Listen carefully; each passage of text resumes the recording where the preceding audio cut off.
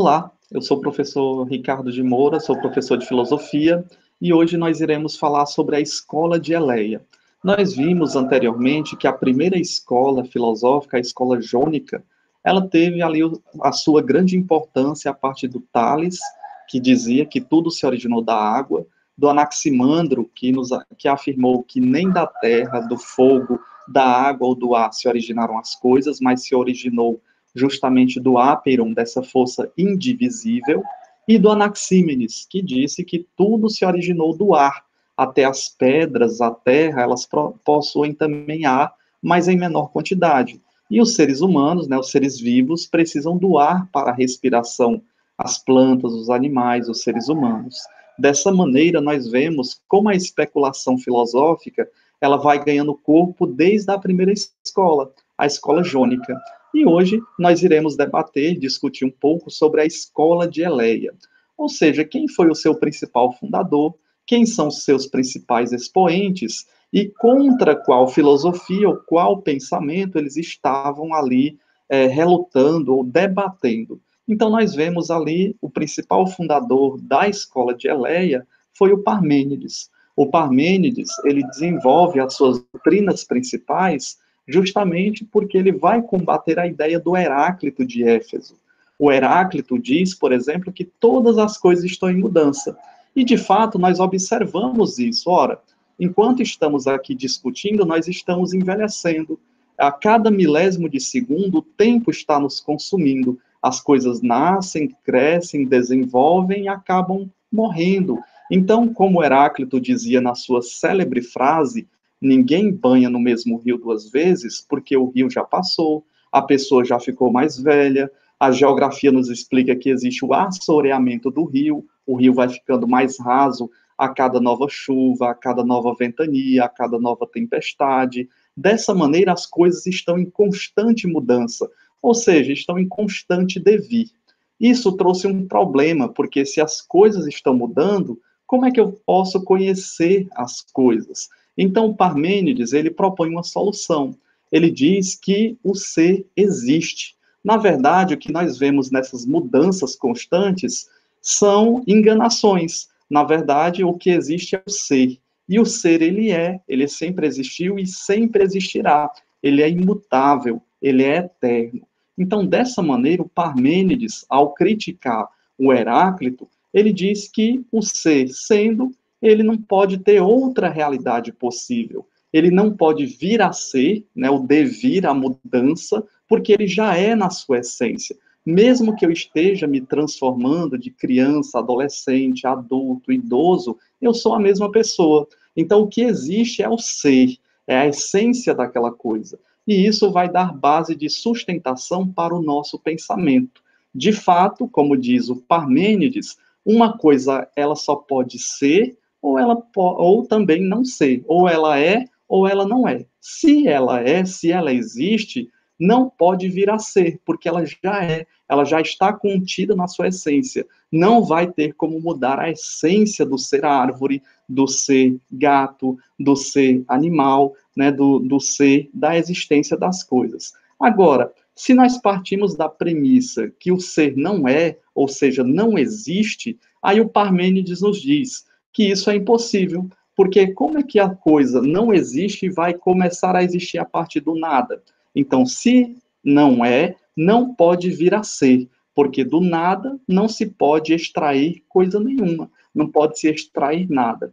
Isso é muito interessante, esse jogo de linguagem na filosofia, porque nós percebemos agora, no Parmênides, a busca pela essência das coisas. Vamos dar um exemplo bem prático. Quando eu falo a palavra cadeira, ora, cadeira pode vir na mente diversas imagens de cadeira, mas a cadeira pode ser de madeira, pode ser de ferro, pode ser de plástico, pode ser de metal, pode ser de qualquer elemento que a minha mente vai construir e eu vou externalizar na minha realidade.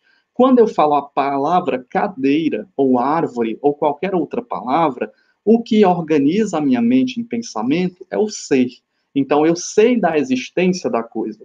Quando eu vou ver a cadeira de verdade, a cadeira que está fora de mim, essa cadeira já está usada, já está reutilizada, já está mais velha, precisa de uma reforma. Então, nessa cadeira fora de mim, eu vejo a necessidade de uma reforma, por exemplo. Então, aqui eu vejo que ela está em constante mudança, mas ela não deixou de ser o que ela é. E o que ela é? Uma cadeira.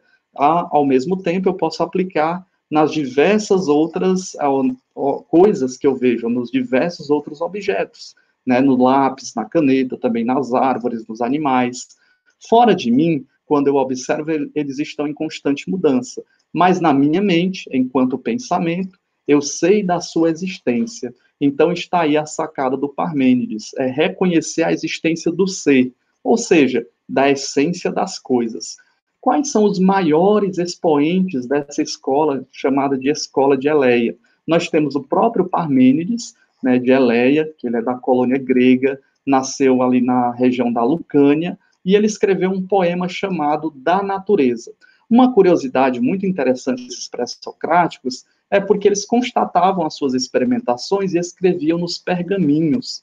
O problema é porque, devido às grandes guerras, às constantes batalhas que as regiões que ocorriam nas regiões, e principalmente no futuro na biblioteca de Alexandria, muitos desses pergaminhos eles se perderam, né, por causa das guerras, dos incêndios que aconteciam nessas bibliotecas. Mas nós temos fragmentos de texto. Então, nós temos a obra, né, o fragmento, o poema da natureza, onde o próprio Parmênides ele vai dar ênfase à existência do ser.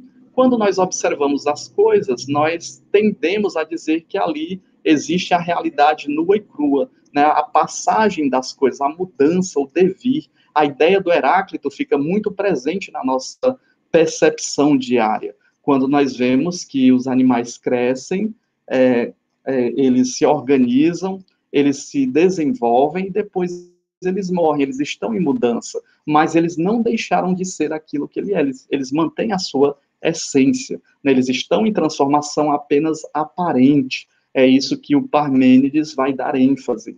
Quem é o outro pensador também que é discípulo de Parmênides e vai também dar muita ênfase à existência do ser e dizer que aquilo que nós percebemos na realidade é uma ilusão, é justamente o Zenão de Eleia.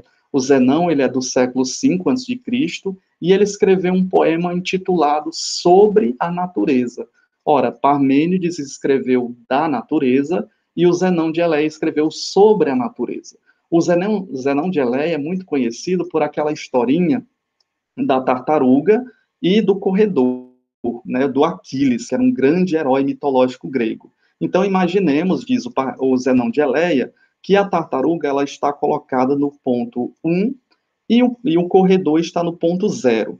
Quando começa a corrida, o corredor ele nunca vai conseguir alcançar a tartaruga, porque quando pegar no ponto 1, praticamente a tartaruga também já se moveu, ela já foi para o ponto 2, e assim vai acontecendo. É impossível, na perspectiva do Zenão de Eleia, um alcançar o outro, porque eles estavam em tempos diferentes. E dessa maneira, se nós fizermos a experiência, claro que aos nossos olhos o corredor vai alcançar a tartaruga e vai ultrapassar a tartaruga. Mas nós temos que olhar na perspectiva do Parmênides, da existência do ser. Se existe a existência do ser e ele é imóvel, imutável, é eterno, então necessariamente não tem como o corredor chegar até a existência da tartaruga.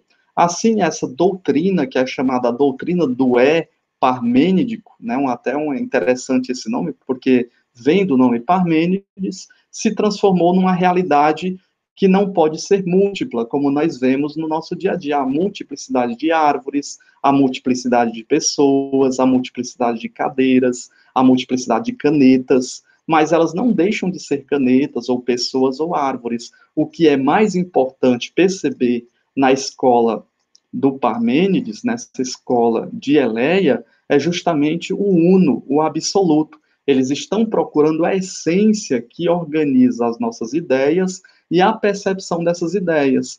Trocando em miúdos, o Heráclito falava de coisas passageiras, do devir passageiro. Nós podemos dizer que isso são os fenômenos em si que acontecem no nosso dia a dia. Quando o Parmênides fala agora do ser, do nós estamos contemplando a coisa em si, aquilo que faz com que as coisas existam por si mesmas, ou seja, a essência das coisas. Então, nós pegamos, por exemplo, uma foto de nós bebê, né, quando nós nascemos, quando somos crianças, adolescentes, jovens, adultos e velhos. Ora, mudou a pessoa? Não, é a mesma pessoa. A essência de ser pessoa permanece, o ser permanece. Assim como na árvore. A árvore, desde pequenininha, uma gigantesca árvore. Ela não mudou, ela não deixou de ser árvore. Ela constitui ali a sua essência. Essa perspectiva do Parmênides vai trazer justamente o esboço necessário para que um próximo filósofo, que é chamado de Platão, né, o nome dele era Aristócles, o Aristócles, né, conhecido por Platão, porque ele tinha os ombros largos, e aí vem o apelido Platão, ele vai trazer isso e dizer que agora o ser, ou a existência, a essência das coisas, está na nossa mente, está no mundo das ideias. E fora de nós, nós temos o mundo da mudança, o mundo do devir. Então, nós finalizamos a nossa reflexão sobre a escola de Eleia, e na próxima escola nós iremos ver a escola atomista. Então, até mais e obrigado pela atenção.